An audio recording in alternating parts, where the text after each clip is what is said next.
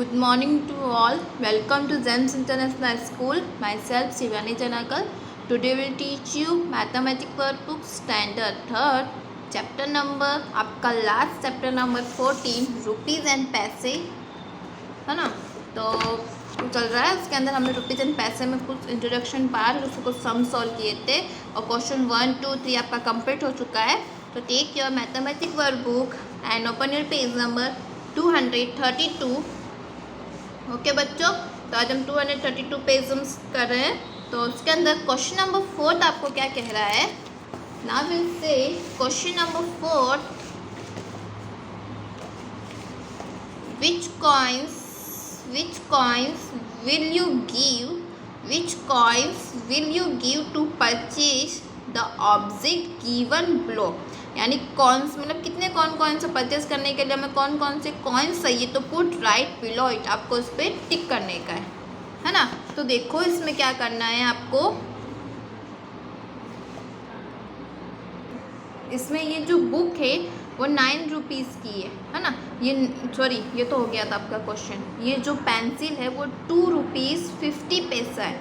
2 rupees 50 पैसा pencil की cost है।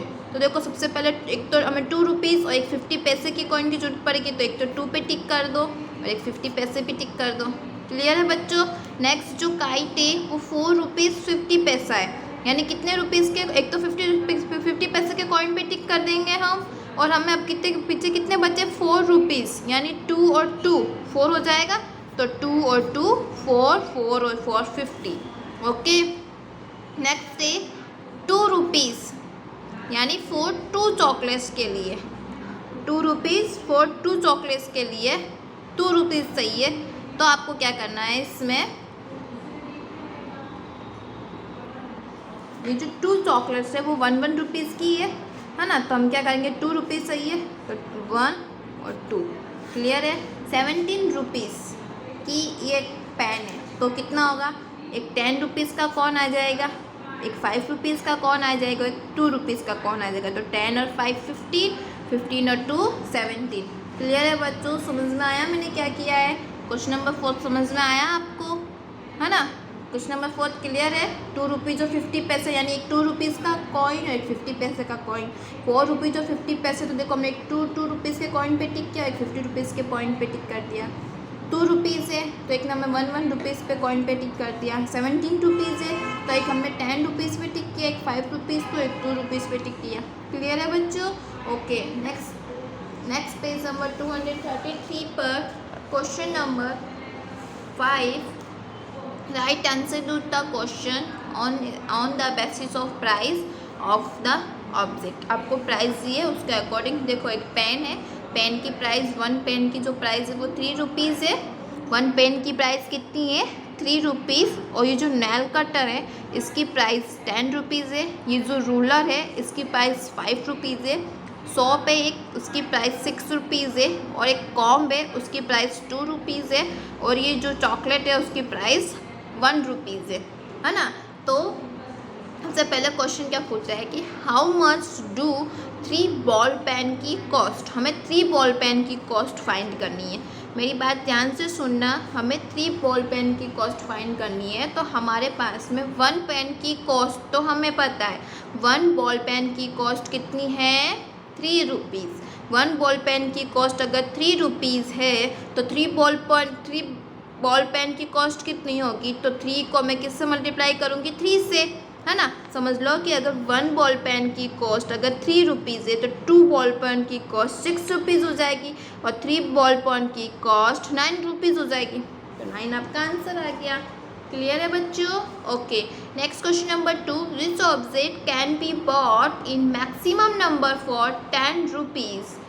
अब हम ऐसा कौन सा object maximum number of 10 rupees में खरीद सकते हैं, और हाउ मैनी इन नंबर, और कितने खरीद सकते हैं। 10 रुपीज़ के अंदर हम नेल कटर खरीद सकते हैं, है ना। कौन सा ऑब्जेक्ट है जो हम, क्वेश्चन क्या बोल रहा है फिर से सुनना, which object can be bought in maximum number for 10 rupees ₹10 के अंदर हम सबसे ज़्यादा क्या खरीद सकते हैं। हमें ये नहीं पूछा कि भाई ₹10 में मतलब कौन सा ऑब्जेक्ट परचेस किया हमने, पर हमें ये पूछा कि ऐसे कौन सी इसके अंदर थिंग्स है जिसके अंदर सबसे ज़्यादा खरीद सकते हैं ₹10 के अंदर। तो देखो सबसे ज़्यादा क्या खरीदेंगे, चॉकलेट। क्यों? क्योंकि हमारे पास में इसकी चॉकलेट है ना ₹1 के अंदर 1 चॉकलेट आती है, तो ₹10 के अंदर 10 चॉकलेट आएगी कि नहीं, वो सबसे ज़्यादा होगी, वही ज़्यादा होगी ना। तो हमारा आंसर इधर क्या आ जाएगा, चॉकलेट। और कितनी चॉकलेट आ जाएगी हमारे पास में, 10। समझ में आ रहा है बच्चों? Okay.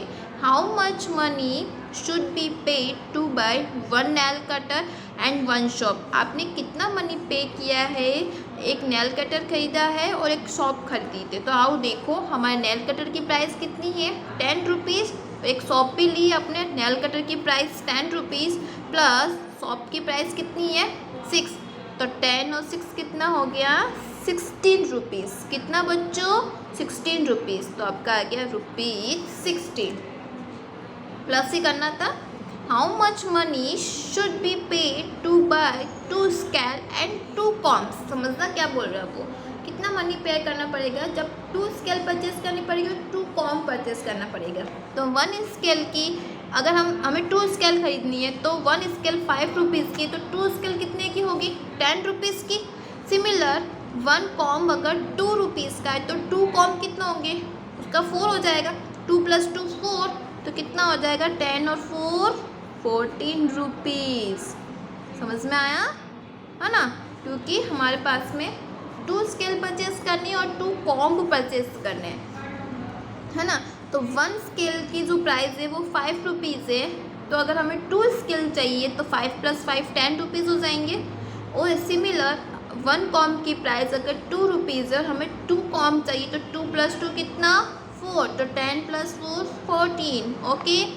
If you have ₹30 and if you by 1 object teachers. अगर तुम्हारे पास में ₹30 है, मज़ा क्वेश्चन क्या बोल रहा है, अगर आपके पास में ₹30 है तो ऐसा कौन सा ऑब्जेक्ट की what amount will be left with you, है ना। तो हमें अगर हमारे पास ₹30 है, उसमें से आप कौन सा ऑब्जेक्ट 1 ऑब्जेक्ट परचेज करते हो, तो what amount will be left with you.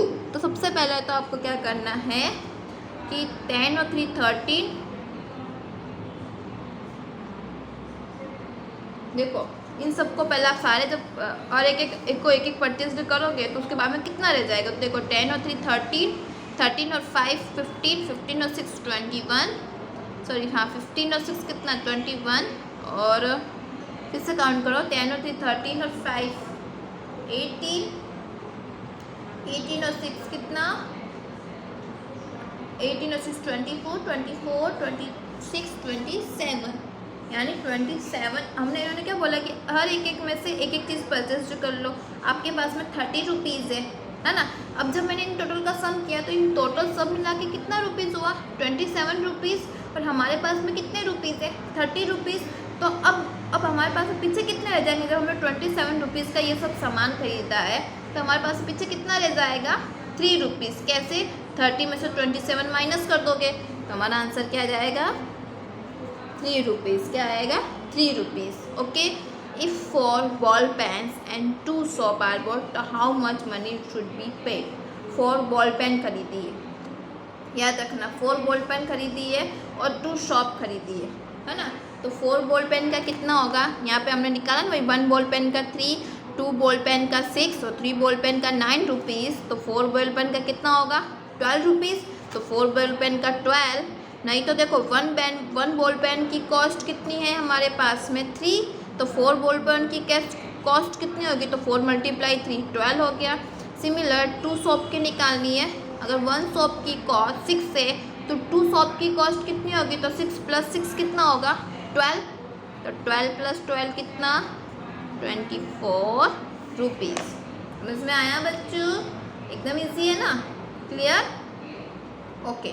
Next B, एक आपको पेंसिल दी है, पेन दिया है, उसके ₹5, इसकी ₹2। एक बुक है जंगल बुक, उसकी ₹15 कॉस्ट है, और ये बुक ₹12 और ये ₹20 की कॉस्ट है। तो क्या पूछ रहा है कि हाउ मच 5 पेंसिल 5 पेंसिल की कॉस्ट कितनी होगी। अगर आपको 5 पेंसिल्स खरीदनी है तो उसकी कॉस्ट बतानी है। तो देखो 1 पेंसिल की कॉस्ट अगर 2 रुपीज़ है, समझना मेरी बात को ध्यान से सुनना। 1 पेंसिल की कॉस्ट अगर 2 रुपीज़ है तो 5 पेंसिल की कॉस्ट कितनी होगी। तो मैं क्या करूँगी, 2 × 5 = 10 रुपीज़। 1 पेंसिल की कॉस्ट 2 रुपीज़ तो 5 पेंसिल की कॉस्ट कितनी, तो 5 × 2 = 10। क्लियर है। How much do 4 ball pens की कॉस्ट बतानी है। 1 बॉल पेन की कॉस्ट अगर 5 रुपीज़ है तो 4 बॉल पेन की कॉस्ट क्या होगी, तो 4 × 5, 4 5 सा कितना होता है, 20 रुपीज़। क्लियर है। हाउ मच डू 2 बुक की कॉस्ट बतानी है। तो 1 बुक की कॉस्ट अगर उसके पास 15 रुपीज़ है तो 2 बुक की कॉस्ट कितनी होगी, तो 2 × 15, 2 × 15, 15 1 = 15, 15 2 = 30। स्टैंडर्ड 3rd के अंदर हो तो आपको 15 तक की टेबल्स तो लर्न होनी ही चाहिए। ओके, ठीक है। Next question number 4, how much do 3 notebook की कॉस्ट बताओ। 3 नोटबुक की कॉस्ट कितनी होगी। तो 1 नोटबुक की कॉस्ट अगर 12 रुपीज़ है तो 3 नोटबुक की कॉस्ट क्या होगी। तो क्या करेंगे, हम मल्टीप्लाई करेंगे। सॉरी 3 × 12, 3 × 12, 12 1 = 12, 12 2 = 24, 12 3 = 36। तो आ गया आपका 36 इसके अंदर।